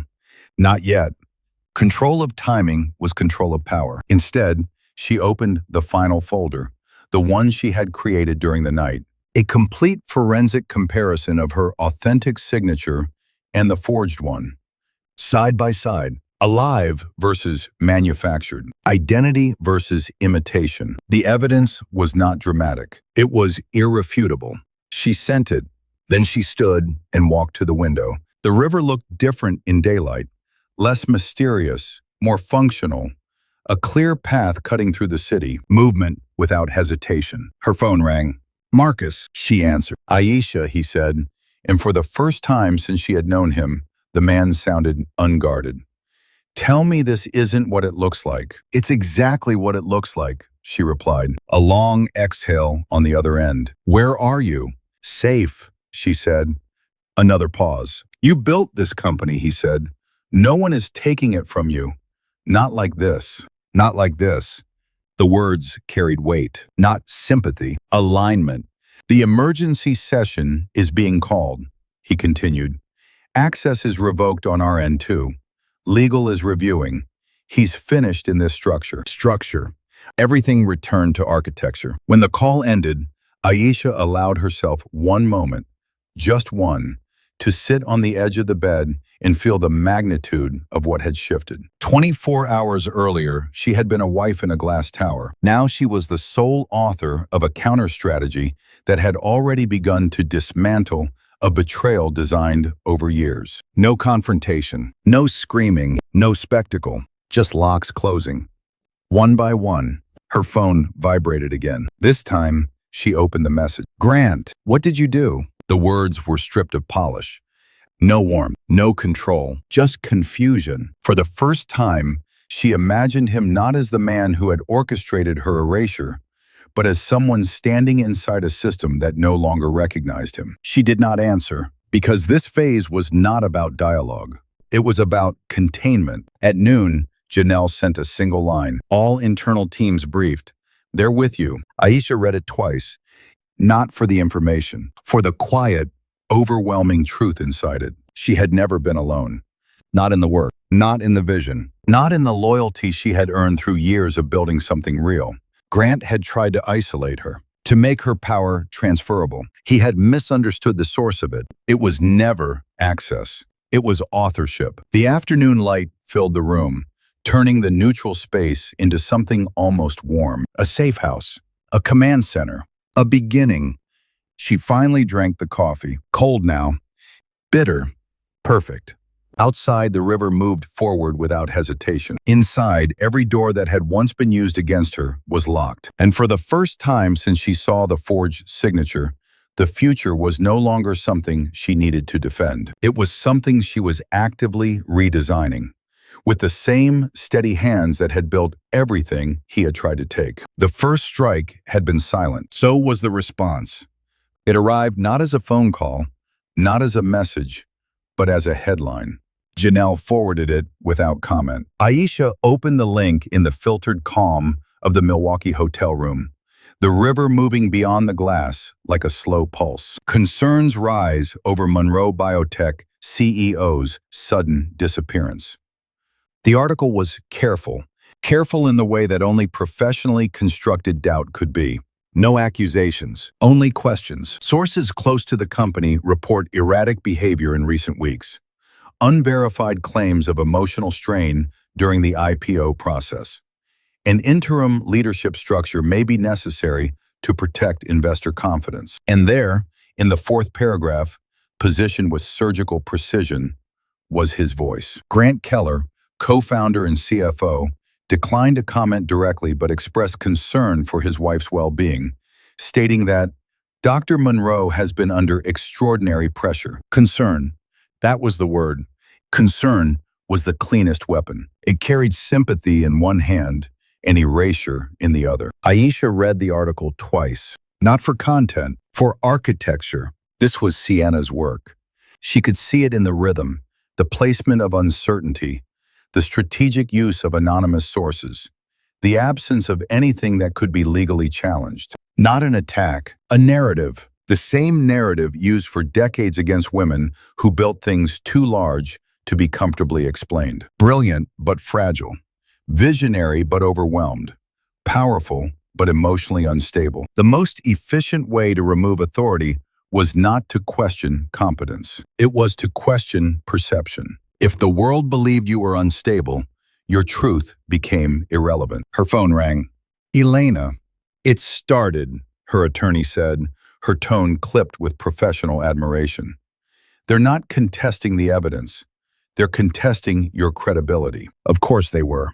Grant had always known where the real battle would be. Not in the documents. In the story, they're requesting a temporary medical evaluation, Elena continued, framing it as a precaution given the stress of the IPO. Aisha stood and walked to the window. The city below moved in its indifferent geometry. People crossing streets, cars aligning at lights, a delivery truck stopping with mechanical precision. Order. Everything in the world still functioned. They're trying to freeze your voting authority until it's resolved, Elena added. Respond. As if her mind were a technical malfunction. As if her absence were not a strategic relocation, but a symptom. Aisha pressed her hand lightly against the glass. Cold. Real. Grounding. File the response, she said. Attach the forensic authentication. Attach the access logs. Attach the timeline of the forgery. We will, Elena replied. But understand, this isn't about winning legally. It's about perception. They're buying time. Time. That was what the article had created. A pause. A hesitation in the market. A question in the boardroom. Not enough to remove her. Enough to make people wonder. She ended the call and returned to the desk. Another message waited. Marcus, emergency session at 3 p.m. You need to be present. Virtually is fine. Present. The word carried weight, not just attendance. Visibility. She opened the secure link and began reviewing the board's internal communications. Some were exactly as she expected. Immediate, unwavering support. Others were cautious, not hostile, worried. The language of fiduciary responsibility had begun to replace the language of loyalty. This was the real battlefield, not law. Confidence. Grant understood that. He had always understood that markets moved on belief, and he had chosen the one narrative that could fracture belief without requiring proof. Aisha leaned back in her chair and closed her eyes. For the first time since she left Chicago, anger came. Not hot, not explosive. A cold, precise line running through her. Unstable. The word carried a history. It was the word used when a woman refused to remain small, when her certainty disrupted a structure built to contain her, when her authority could not be transferred any other way. She thought of the years, medical school while working nights, the first clinical model built on borrowed servers, the investors who had smiled at Grant and asked her if she was the technical support. She had been called many things: ambitious, intimidating, difficult, never unstable. because she had never given them the opportunity, and she would not give it to them now. At exactly 3 p.m., the screen filled with the faces of the board. Marcus, the legal counsel, the investors. Grant was there too. For the first time since she left, she saw him. Not in memory, not in imagination. On a screen, he looked composed, concerned, the performance perfect. Aisha, Marcus said, his voice carrying the weight of the room. There are serious claims circulating. We need clarity.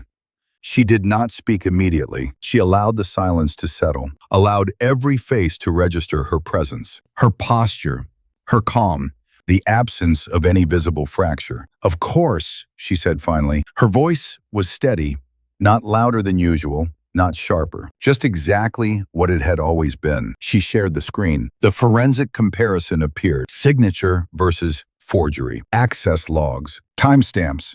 A timeline so precise it removed the need for interpretation. No adjectives. No accusation. Only fact. Grant spoke then. Aisha, he said softly, using the tone that had once convinced entire rooms he was the reasonable one. This isn't about blame. We're worried about you. You've been under— Stop. The word was not raised. It was placed perfectly, like a period at the end of a sentence. This is not a conversation about my emotional state, she continued. This is a documented case of attempted corporate fraud. The room shifted, not dramatically, but enough. She saw it in the way Marcus leaned forward, in the way the legal counsel's eyes moved across the data, in the way Grant's expression changed. Just for a second, when he realized the narrative had lost its timing. You requested a medical evaluation, she said, her gaze steady. I'll undergo one voluntarily, with an independent panel. Results will be shared with the full board. Control. She had taken the weapon and turned it into proof. There was nowhere for the story to go, because instability does not present with forensic evidence and structured argument. When the call ended, the room in Milwaukee felt larger, not because anything had been resolved, because the line had been redrawn. Her phone buzzed. A final message from Grant, not anger, not concern, a single sentence. You're making this worse than it has to be. She looked at it for a long time, then turned the phone face down. Outside, the river moved with the same quiet certainty. Inside, the label that had been meant to dissolve her authority had become something else entirely. Proof of the only thing he had left. Not power, not control, fear. And for the first time since the article appeared, Aisha allowed herself to feel something close to sorrow, not for the marriage, for the simplicity of the man she had once believed he was. Because the most tragic part of his countermove was not the lie. It was the fact that he thought it would work on her. In every carefully constructed deception, there is always a single element the architect forgets to control. Not because it is small, but because it is alive. Grant had forged her name. He had studied the angle of her signature, replicated the pressure of her pen, learned the cadence of her professional voice, until he could echo it in emails that passed through entire departments without suspicion. He had borrowed her authority. He had nearly rewritten her position in the company she had built, molecule by molecule, line by line, night after night, while the rest of the world slept. But there was one thing he had never been able to access. Not her title, not her network, not even her credibility. Creation. You could steal the ownership of a structure. You could not reproduce the mind that designed it. The realization came to her not in the middle of a legal call, not while reading another controlled article, but in the quietest possible way, in the soft glow of her laptop screen at 3 in the morning, when Milwaukee had fallen into that deep, anonymous stillness that belonged only to cities that did not need to perform. She had opened an old file, not for strategy, for breath.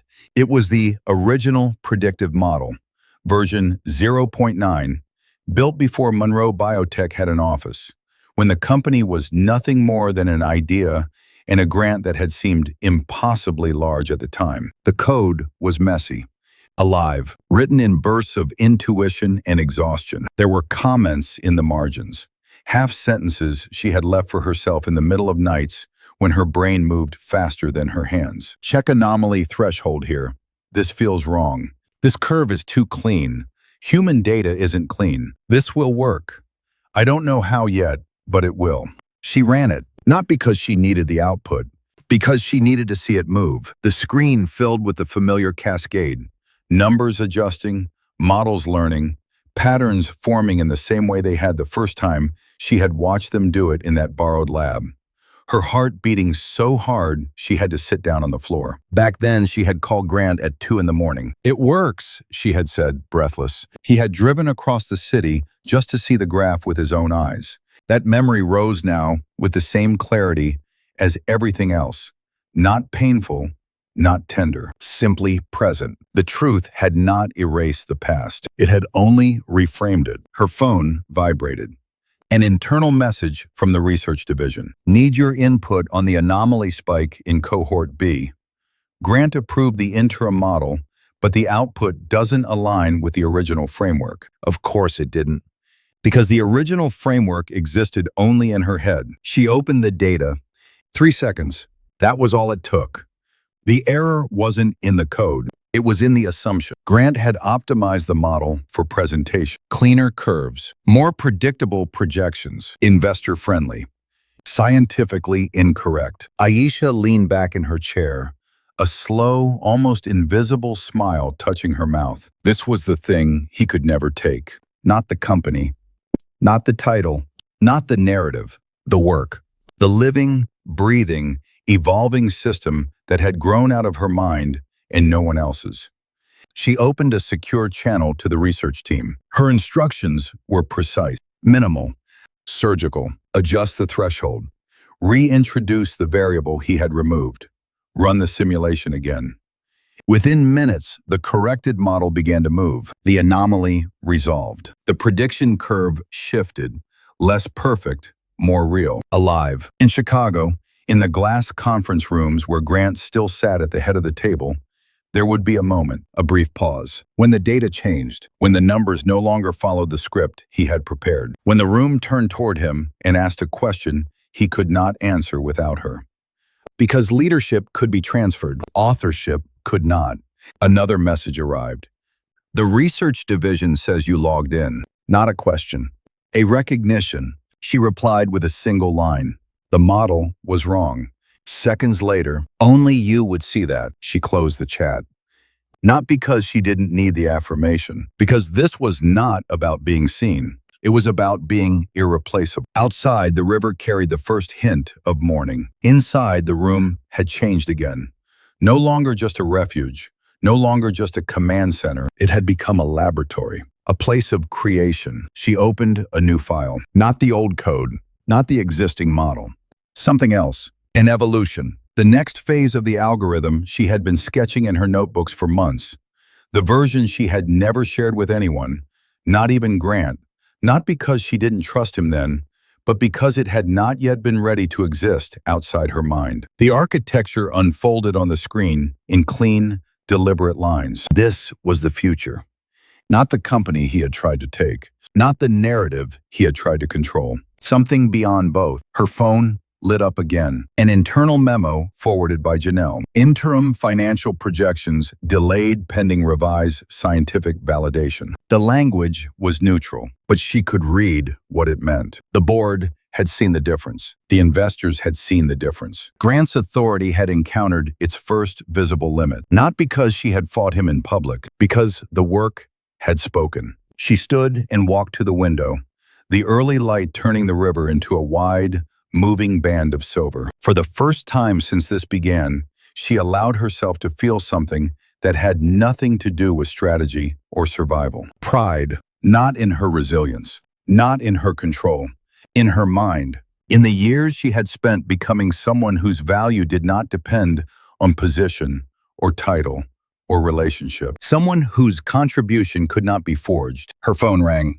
She almost didn't answer, but when she saw the name, she did. Dr. Evelyn Shaw, her former mentor, the woman who had once told her, "They will try to make you smaller because your work makes them feel small." "I saw the article," Evelyn said without preamble. "And then I saw the data revision." A pause. "You're back."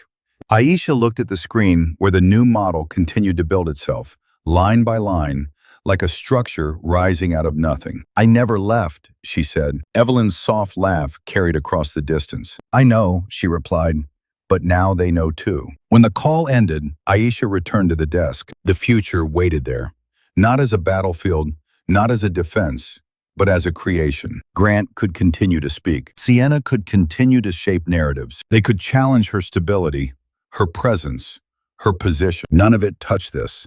The living system on the screen, the next version of the work that had always been hers. The one thing he had never understood and never could, because it did not exist in documents, or titles, or signatures. It existed in the space between intuition and knowledge, the place where she had always been alone and always been free. In another version of the story, the one Grant and Sienna had designed, the gala was meant to be a coronation, a seamless transition, a room full of investors, press, and carefully curated allies. A public image of continuity, of stability, of a company moving forward under steady leadership while its visionary but overwhelmed founder stepped quietly into the background. Narratives like that required spectacle. They required light.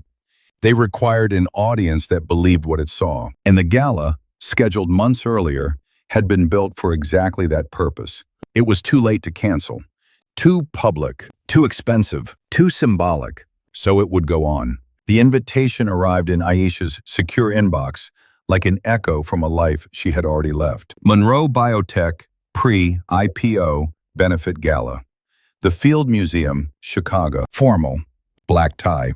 An evening celebrating innovation, leadership, and the future of human health. Her name still appeared at the top. Founder and CEO. Unchanged, unremoved, unreplaced. She read it twice, not for the logistics, for the intention. Grant had not taken her name off the program. Of course he hadn't. Erasing her would make the conflict visible. Keeping her there, in absence, reinforced the narrative. A brilliant woman, overwhelmed, unpredictable, unable to attend her own defining moment. The room would interpret it exactly as designed. Aisha closed the email and turned toward the window. Milwaukee was beginning to glow in late afternoon light, the river catching gold along its surface. Chicago was only 90 minutes away, a short distance, a different world. Her phone rang. "Janelle, you saw the invite," she said without preamble. "Yes." "They're doubling down. Grant's giving the keynote, framing it as temporary stewardship. Sienna's managing press." Of course she was. Every element in place, every camera angle rehearsed, every introduction designed to control the story. Aisha imagined the room, the long hall beneath the suspended skeleton of the Tyrannosaurus, the tables arranged in perfect symmetry, the stage washed in warm light. She had chosen that venue herself because she had wanted the symbolism, science, history, scale, something larger than individual ambition. It had been her idea to fund the gala as a benefit for women in biotech. Her cause, her voice, her vision. Now it had been repurposed into a stage for her removal. "Don't go," Janelle said quietly. "We can handle it legally. You don't need to walk into that." Aisha did not answer immediately. She watched a boat move slowly through the river below, its wake dissolving into the current behind it. There are moments when absence is interpreted as surrender, and there are moments when presence becomes authorship. "They're using my story," she said finally, "in my room, for my company." "I know," Janelle replied, "but you don't owe them." "This isn't about them," Aisha said, and she understood, as she spoke the words, that it was true. This was not about Grant, or Sienna, or even the board. It was about narrative, about who stood in the space she had created and spoke the future into existence. She ended the call and opened her wardrobe, not the hotel closet, but the garment bag she had brought with her without thinking. Inside was the dress, midnight blue, clean lines, no ornament, the one she had planned to wear the night the company crossed its final regulatory threshold. Grant had never seen it. She had wanted it to be a surprise. Her hand moved over the fabric, feeling the weight of it, the structure, not armor. Not costume, identity. She closed the bag. Back at the desk, she opened the event schedule. 6 p.m. Reception, 7:30 p.m. Opening remarks, 8 p.m. Keynote, Grant Keller. Her name appeared once in the program, in the past tense. Dr. Aisha Monroe, whose vision made this evening possible. Vision, past tense. She allowed herself a small, almost imperceptible smile, because vision, by definition, belongs to the person who can still see. Her phone vibrated again. Elena, you're thinking about going, her attorney said. Yes. A pause. Legally, it's risky, Elena continued. They'll try to provoke you. They'll frame every expression, every movement. If you appear emotional, it feeds their case. I won't be emotional. I know, Elena said softly. That's not what I'm worried about. I'm worried about what it will cost you. Cost. The word settled in the air between them, because walking into that room would not just be a strategic move. It would be a confrontation with the life she had lived in public for years, with the people who had watched her build it, with the version of herself that had stood beside Grant on stages and believed in the future they described together. I'm not going for them, Aisha said. I'm going for the work. When the call ended, the room felt different again. Not a safe house, not a laboratory, a threshold. She began to prepare, not dramatically, not with urgency, with the same precision she used before major regulatory hearings. Every detail considered. Hair, shoes, minimal jewelry, the watch from her mother, no ring. She reviewed the data one last time, not because she needed it for the room, but because it reminded her of the source of her authority. Not position, not title, creation. Outside, the light faded into evening. Chicago would already be transforming. Cars lining the entrance to the museum, photographers setting up barriers, the first guests stepping onto the red carpet. Inside the hall, Grant would be rehearsing his speech, the one that would thank her for her brilliant foundation, the one that would promise stability, the one that would position himself as the necessary continuation. Sienna would be moving through the room like a conductor, adjusting introductions, guiding journalists, placing narratives in the hands of the right people. Everything would be perfect. Everything would be ready for the moment when her absence became the final proof of their story. Aisha closed the laptop, picked up the garment bag, turned off the lights. In the hallway, the anonymity of the hotel returned. A neutral space, a place where no one knew her name or her history. In the elevator, her reflection stood tall, composed, a woman carrying her own future in a midnight blue silhouette. When the doors opened into the lobby, the world looked exactly as it had when she arrived. But she was no longer the woman who had needed a place to hide. She was the woman walking back into her own narrative, not to reclaim it, to continue it. Outside, the night air was sharp, alive with the promise of motion. The road to Chicago waited, the same road she had taken in silence days earlier. This time, she turned toward it not as someone escaping, but as someone returning to the room she had built, where the gala still went on, and where, for the first time since the story had been taken from her, she would be the one to decide how it was told. The Field Museum had always been a place where time stood still in order to tell the truth. Under the vaulted ceilings, entire histories were suspended in bone and glass. Creatures that once ruled the earth reduced to structure, to evidence, to something no longer debated because it had been proven. Aisha stepped out of the car into a corridor of light. Flashbulbs turned toward her before the murmurs began. Not because they expected her, because they had been trained to recognize power when it entered a frame. For a fraction of a second, the night hesitated. Her name moved through the air like a remembered language. Dr. Monroe? She did not stop.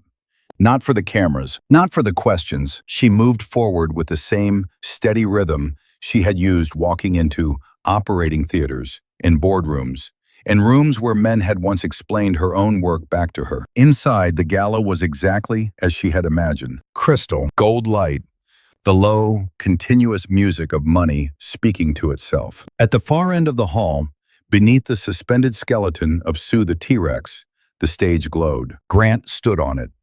Perfect.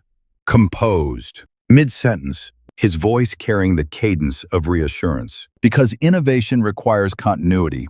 It requires leadership that understands both the science and the responsibility to our investors. The first ripple moved through the audience like a shift in gravity. Not loud, not dramatic, just the subtle, collective turning of attention toward the entrance. Grant saw it before he saw her. The way the front tables leaned back, the way Sienna's posture changed, a fractional tightening, a recalibration of the evening's choreography, and then his eyes found her. For a moment, the architecture of his expression failed. Not completely, only enough for someone who knew him to see. Aisha did not go to the stage. She moved along the perimeter of the room, acknowledging the people who stepped toward her with small nods. The scientists, the early investors, the women from the scholarship program the gala was meant to fund. Her people, the ones who understood that Monroe Biotech had never been a performance. It had been work. Marcus reached her first. "You weren't supposed to be here," he said, but his voice carried relief. "I was always supposed to be here," she replied. On stage, Grant had recovered. Years of training, years of public control. "Dr. Monroe," he said into the microphone, his tone warm with practiced affection. "It seems we have the pleasure of welcoming the visionary behind this entire evening." Applause rose, uncertain at first, then stronger, because rooms like this respond to presence, not narrative. She walked toward the stage. Not quickly, not slowly, each step a refusal to rush. Grant extended his hand. She did not take it. The gesture hung in the air for exactly as long as it needed to before he lowered it, converting the movement into something that looked intentional. "Would you like to say a few words?" he asked, offering the microphone with the grace of someone who believed in improvisation. Aisha accepted it. The room settled, not silent, focused. She did not look at him. She looked at the audience, at the faces that had watched her build something from nothing, at the journalists who had printed the word unstable without evidence, at the young women seated near the back, their scholarship badges catching the light. Her voice, when she spoke, carried no tremor. "Thank you for being here," she said. Not a confrontation, not an accusation, a beginning. This company was founded on a simple idea, that truth in data saves lives, that evidence matters more than narrative, that what is real will always outlast what is convenient. She paused. Not for effect, for breath.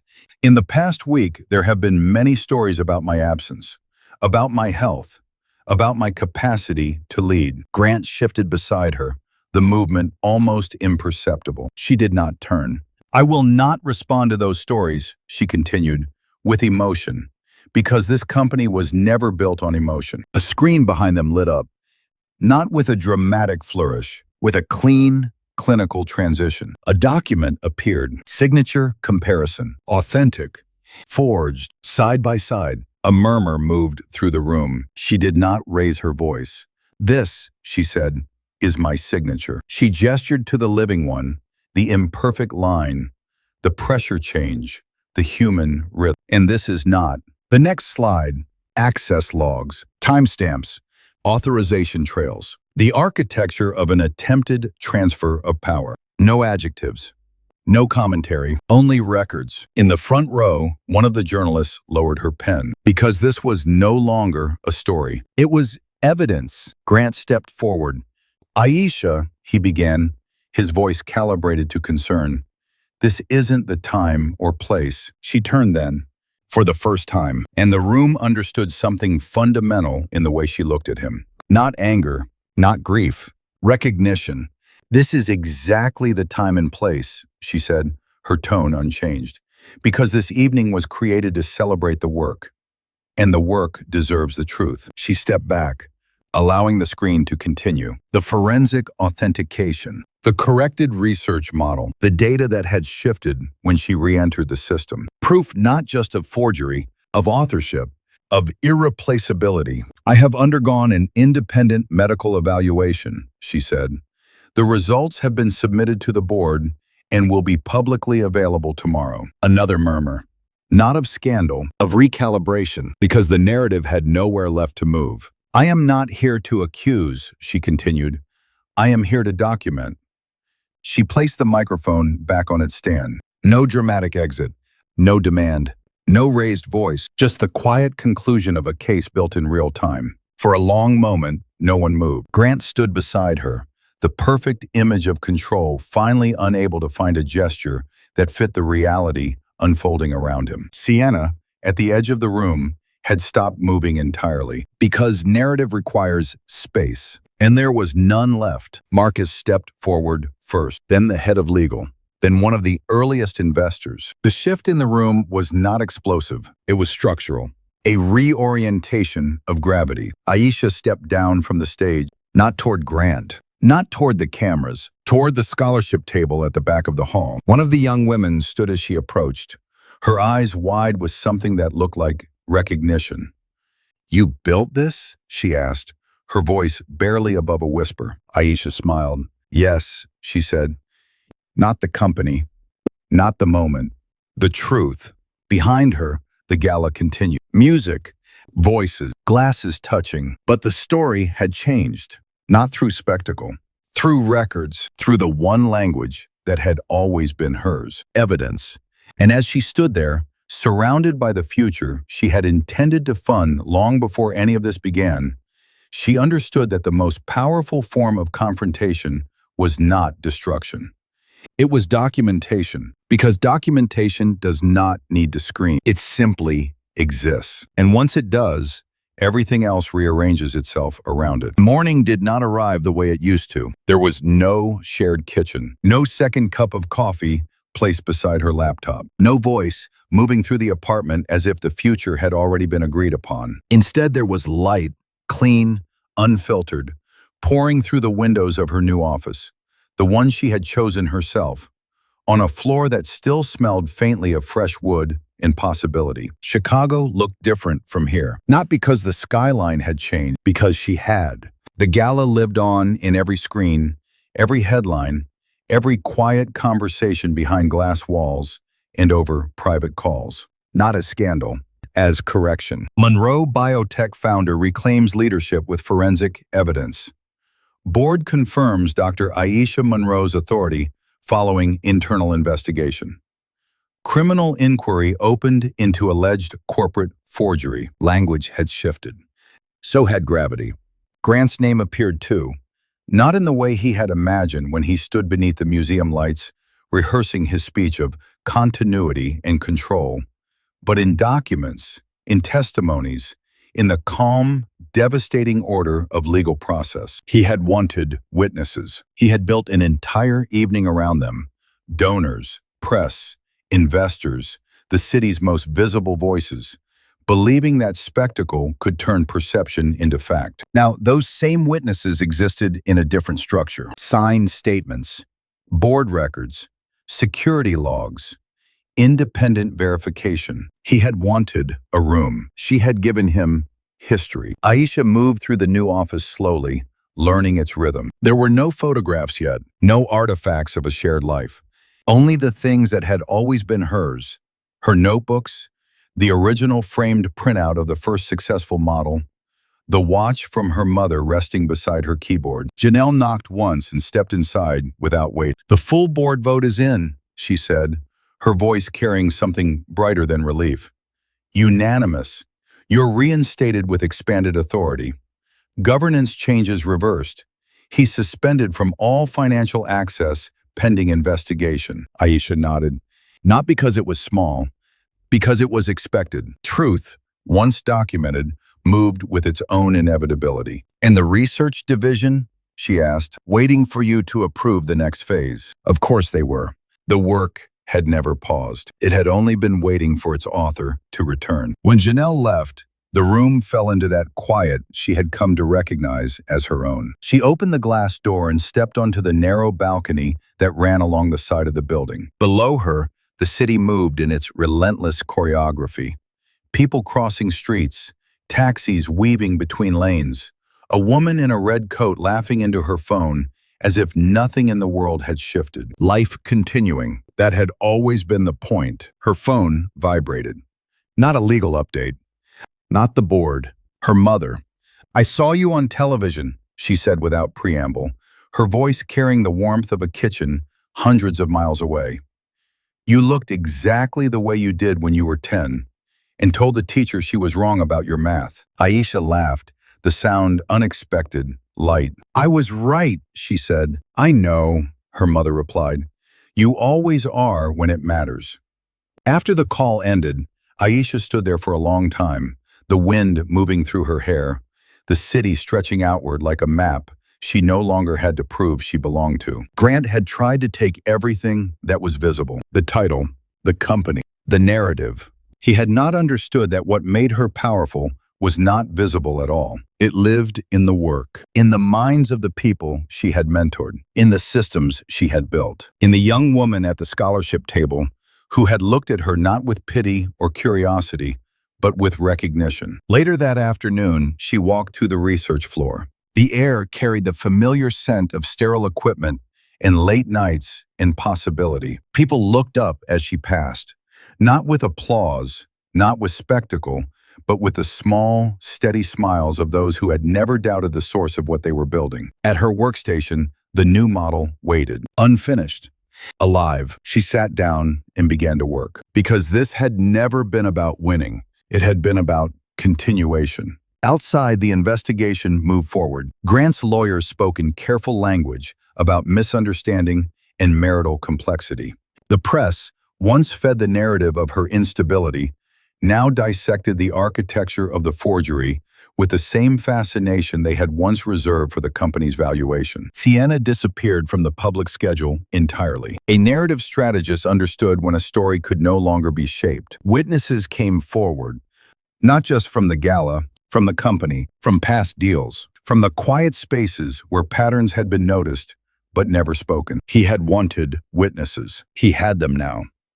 Not to her absence, to his intention. Weeks later, on an evening that carried the first suggestion of spring, Aisha returned to the Field Museum, not for an event, not for a speech, just to walk. Sue still hung in the central hall, enormous and undeniable, the architecture of truth preserved in bone. She stood beneath it, looking up at the structure that had once terrified her as a child and now felt like a promise. Evidence endures. A group of young girls moved past her, their voices bright with curiosity. One of them stopped. Are you the doctor from the news? She asked. Aisha considered the question. Not the title, the meaning. Yes, she said. The girl's eyes widened. My teacher says you didn't yell. You just showed the proof. Aisha smiled.